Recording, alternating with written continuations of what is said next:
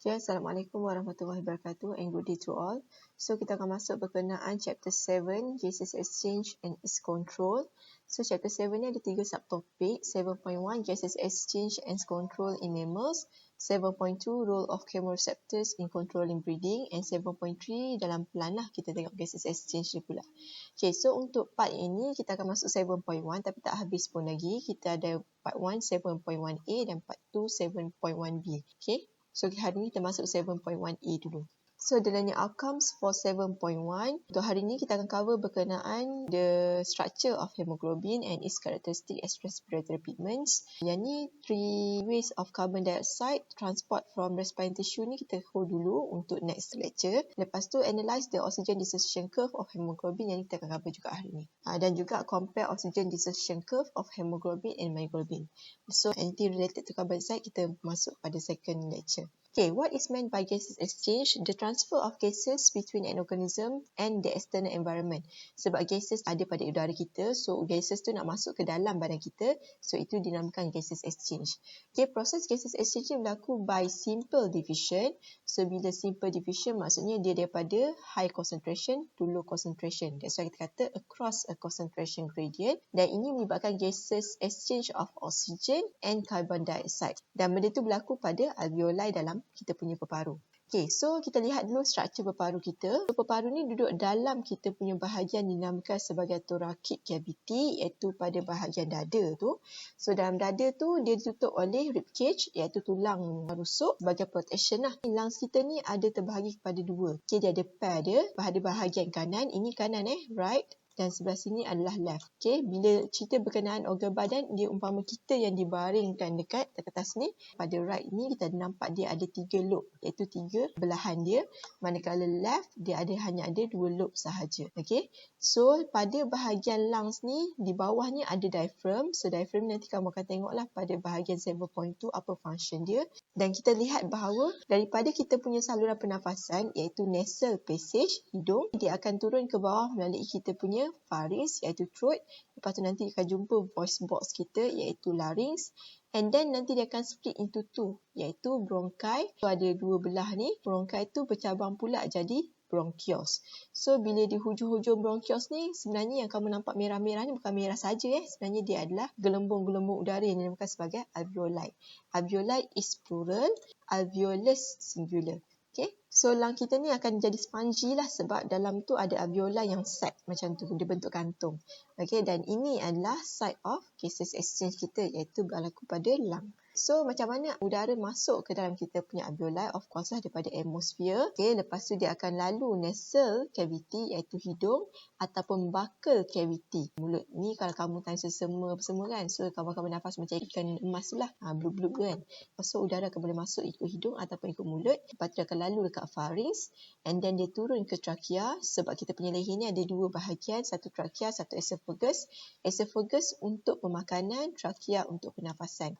So, dia akan lalu ikut trachea dan lepas tu lalu bronchus, singular, bronchi plural, and then pecah kepada bronchioles, and lepas tu baru pergi ke alveoli.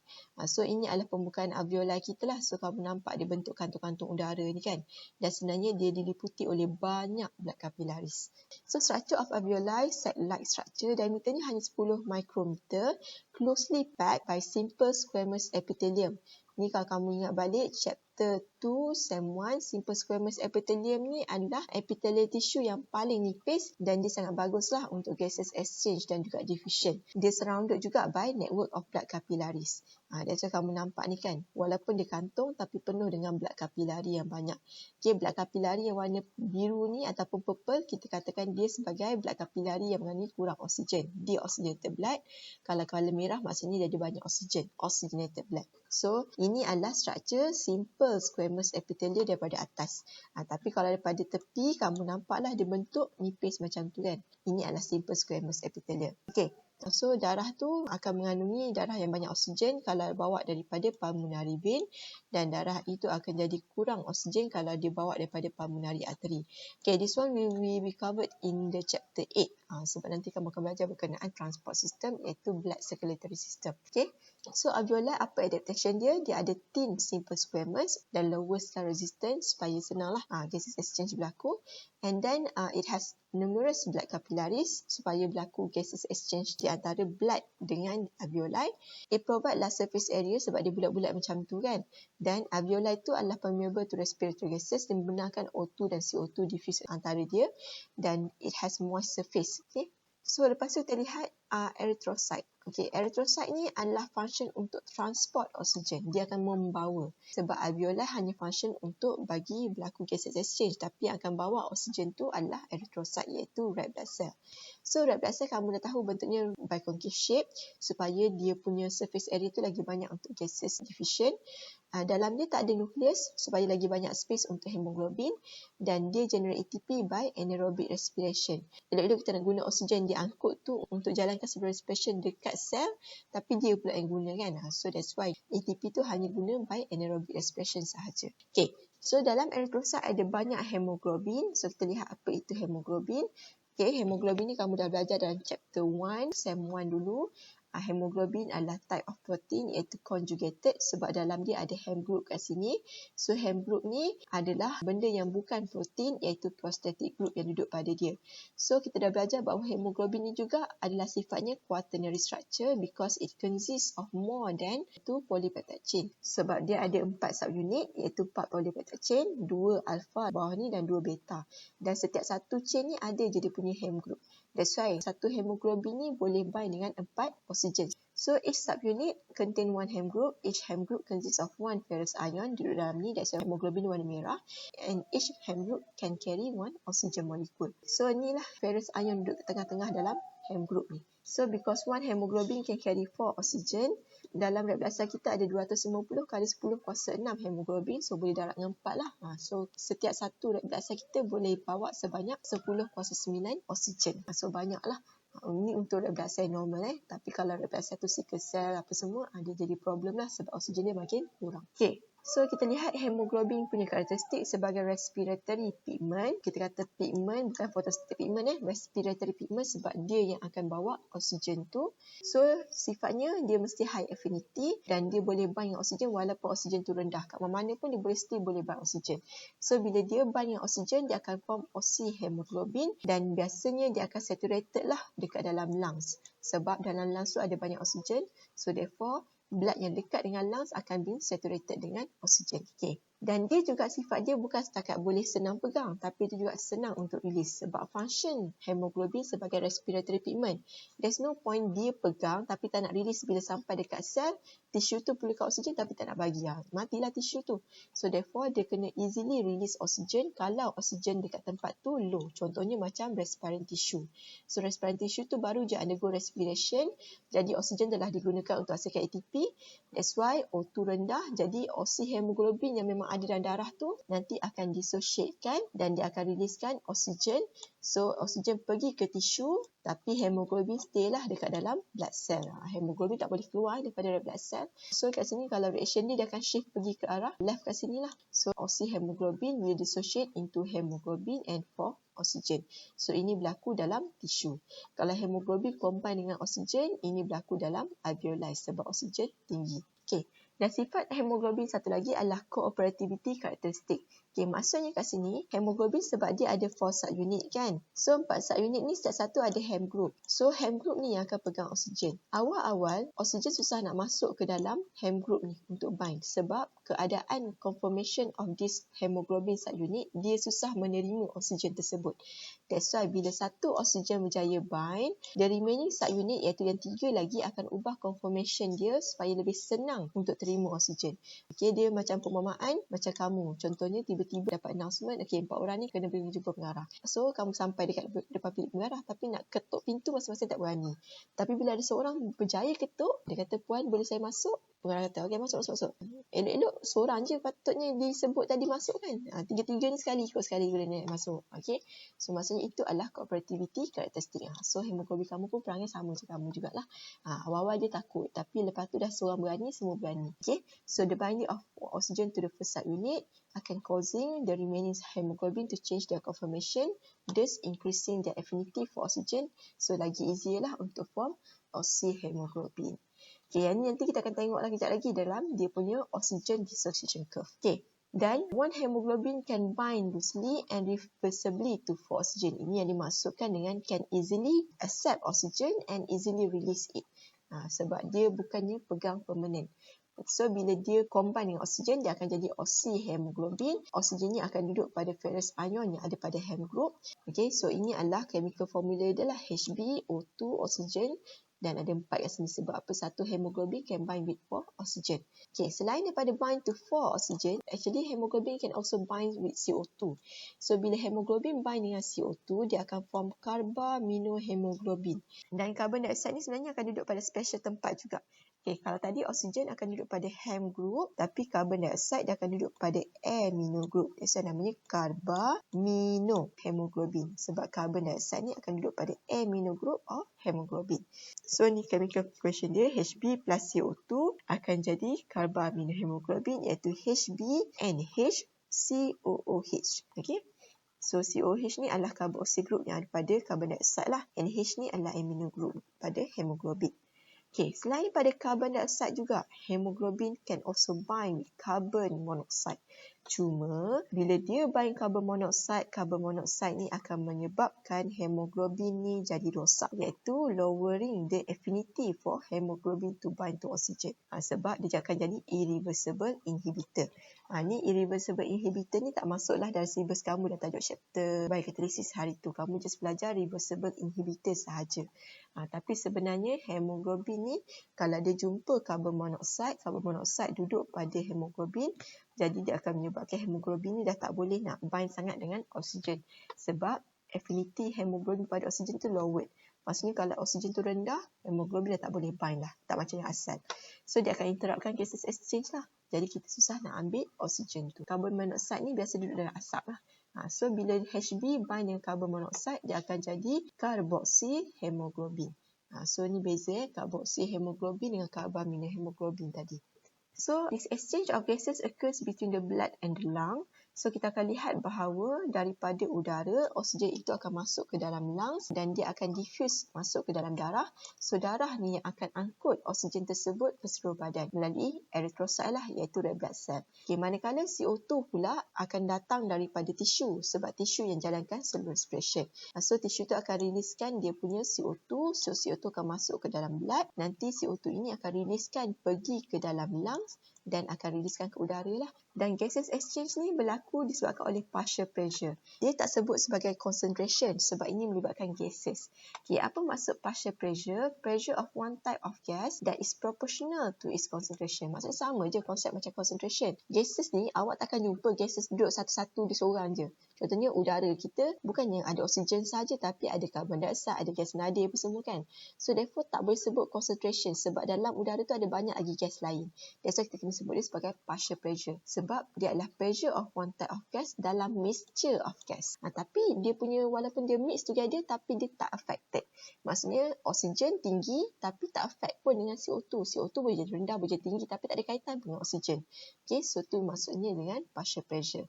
So bila refer pada gases exchange, oksigen diffuse daripada tinggi ke rendah, kamu tak sebut concentration tinggi ke rendah. Sebab kamu kata partial pressure tinggi ke partial pressure rendah.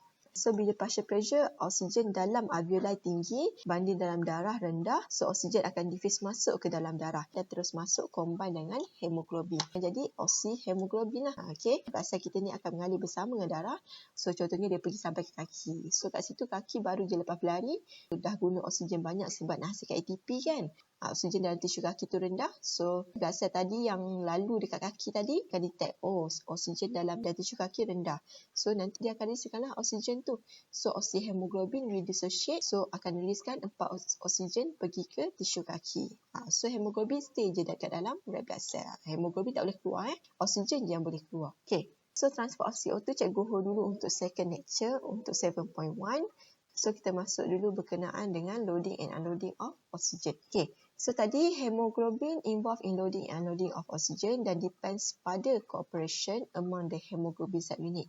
Sebab tadi cikgu dah bagi tahu hemoglobin ada 4 subunit. Awal-awal oksigen nak masuk susah. So bila satu oksigen dah berjaya masuk, dia akan induce the remaining subunit to change conformation. Jadi affinity for oxygen akan increase. So maksudnya lagi senang lah untuk the remaining second, third and fourth subunit untuk bind dengan oksigen sampai jadi saturated macam ni lah. Okay.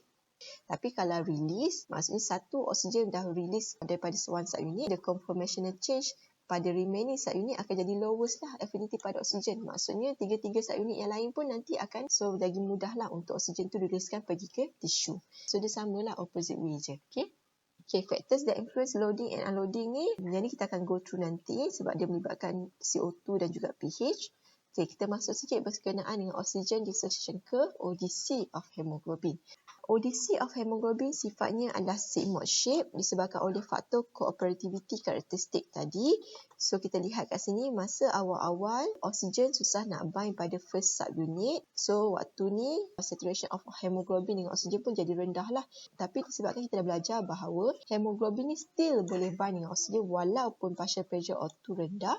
So this oxygen can still bind to hemoglobin walaupun dia struggle. Therefore dia akan change the conformation of the remaining 3 subunit untuk lebih senang untuk accept oksigen. The remaining subunit akan lebih higher affinity towards oxygen.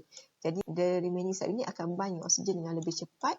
So that's why kamu nampak dia mendadak naik macam ni. Dan lepas tu nanti the third part kat sini dia akan mula untuk mendata kerana satu hemoglobin hanya ada 4 subunit. Maksudnya hanya ada 4 je oksigen can bind to the one hemoglobin. So one hemoglobin completely bind. So kita kata this hemoglobin is saturated with oxygen. So kita akan nampak dia mula mendata lah kat sini sebab dia dah saturated. Okay, yang ini pula cerita kat mana location dia. Bila partial pressure of oxygen is low in the respirant tissue, jadi kesannya kat sini kita nampak bahawa hemoglobin yang saturated dengan oksigen pun rendah. Sebab waktu ni kita kena make sure kan hemoglobin tu lebih pemurah untuk releasekan oksigen pergi ke tisu tersebut, causing oxyhemoglobin to release more oxygen. Tapi berlawanan pula yang ada pada high partial pressure of oxygen iaitu berlaku pada lungs. So kita nampak pada part C, Y dia saturation of hemoglobin sangat tinggi pada high partial pressure of oxygen. So oksigen tu lebih tend untuk duduk je hemoglobin untuk form oxyhemoglobin. Okay.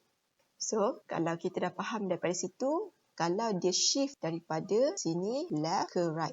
So yang ini untuk graf. Kalau untuk graf, dia umpama kita yang pandang. Maksudnya left sebelah kiri, right sebelah kanan, standard. Tapi kalau organ, umpama kita yang dibentangkan atas kertas tu. Kalau ada satu graf lain muncul kat bawah ni macam ni, so kita lihat pada partial pressure of oxygen yang sama, kita lihat bahawa graf yang asal elok-elok ke atas, lepas tu dia turun ke bawah. Maksudnya kat sini kita kata dia shift to the right sebab dia lebih kanan lah berbanding dengan asal. So kat sini ternampak saturation of oxygen daripada atas yang paling tinggi dah berkurang lah. Maksudnya the more easily it release oxygen daripada hemoglobin. Tapi kalau ada graf lain yang muncul dekat sini dan dia tunjuk ke atas pada same partial pressure of oxygen, tiba-tiba lagi tinggi saturation dia, maksudnya kat sini dia akan shift to the left sebab dia lebih ke kiri. Kita akan lihat bahawa hemoglobin tu lebih easy untuk accept the oxygen dan forming oxyhemoglobin. Maksudnya dia susahlah nak lepaskan oksigen tersebut. Okay? Yang ni konsep awal lah untuk faham berkenaan ODC yang kamu akan belajar nanti. Okay.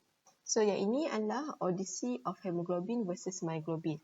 Okay, kalau awak ingat balik dulu, cikgu dah sebut dah myoglobin ni dalam chapter 1 juga. Kalau hemoglobin quaternary kan, myoglobin adalah tertiary sebab myoglobin only consists of one subunit. So banding hemoglobin dengan myoglobin, disebabkan myoglobin tak ada cooperativity karakteristik, jadi one subunit of hemoglobin dah cukup untuk bind dengan myoglobin dan menyebabkan saturation meningkat dengan mendadak berbanding hemoglobin. Hemoglobin ni jadi sigmoid shape sebab dia terpaksa awal-awal struggle. That's why awal-awal ni dia slow sikit. Tapi myoglobin tak perlu struggle sebab myoglobin only consists of one subunit, one oxygen, terus directly bind dengan myoglobin forming oxymyoglobin. Okay? So dia akan bentuk hyperbolic shape lah. Dan satu lagi sifat myoglobin ni memang sangat high affinity towards oxygen. Lebih tinggi high affinity dia berbanding hemoglobin. Dan myoglobin ni hanya akan riliskan oksigen tadi kalau dalam skeleton massa tu dah sangat-sangat low. So, bila dah terlalu rendah baru dia akan guna. Dan kalau dah oksigen dalam skeleton massa tu dah habis, baru kita akan enter anaerobic respiration. That's why tak mudah kamu nak enter anaerobic respiration. Masa awal tu masih lagi aerobic respiration sebab masih ada bekalan oksigen dalam kita punya skeleton massa. Okay, myoglobin adalah red pigment in the membranous muscle. It consists of single polypeptide chain and only one hem group lah. Dan dia akan store oksigen dalam skeleton massa untuk jadi oxymyoglobin. Dan myoglobin shows higher affinity banding hemoglobin. So that's why kita kata myoglobin punya ODC shift to the left. Kan cikgu dah kata tadi kalau dia shift to the left maksudnya dia higher affinity, right, low affinity. Itu kamu senang nak ingat lah. So therefore bentuknya akan jadi hyperbolic curve. Dan oxymyoglobin ni hanya akan riliskan oksigen kalau partial pressure in skeleton massa dah sangat low. Okay? So yang ini contoh soalan kalau soalan tanya berapa persen oksigen release. Okay? Oksigen dalam hemoglobin dia akan sampai takat 98% saja. Takkan boleh 100% sebab kamu kena ingat hemoglobin duduk dalam darah. So therefore 2% daripada oksigen tersebut akan duduk dalam blood plasma. Hanya 98% yang akan masuk dalam hemoglobin. So that's why kamu akan nampak graf hemoglobin tak akan dapat reach 100% pun. So kalau soalan tanya berapa oksigen release daripada hemoglobin from tissue at 20 kPa. So disebabkan kat bawah ni adalah partial pressure of oxygen kan. So partial pressure of oxygen dia kira dalam bentuk kPa unit dia. 20 kPa kat sini. So kita tengok garisan curve untuk hemoglobin. So 20 kPa dia bersilang kat sini. Maksudnya dia punya paksi Y adalah 20%. So ini adalah 20% saturation pada 20 kPa. So berapa oksigen release? Patutnya total oksigen dalam hemoglobin yang boleh dibawa adalah 98. Maksudnya kita tolak je lah 98% minus 20%, you akan dapat 78%. Maksudnya elok-elok sepatutnya boleh fill in 98%. Tapi disebabkan hanya 20% yang tinggal, maksudnya 78% lagi dah hilang. That's why kita kata oksigen release lah. Okay, so ni cara pengiraan dia. Alright, so yang lain tu kita akan masuk kemudian pada second lecture. Okay, thank you class.